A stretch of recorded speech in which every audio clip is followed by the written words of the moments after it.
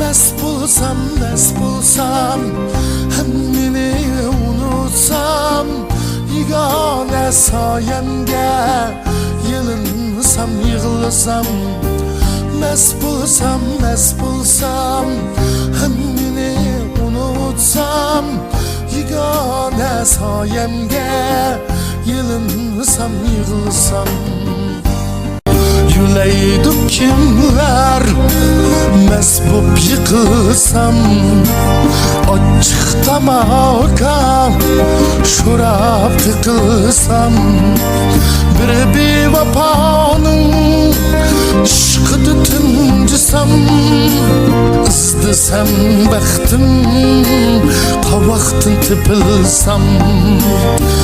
Bir vapanın ışkıdı tüncüsam Izdısa baktım kavaktın tıpılsam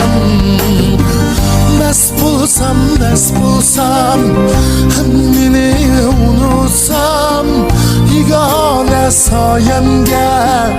Yılınsam yığılsam Mest bulsam Hemmini unutsam Yegane sayemge Yılınsam yığılsam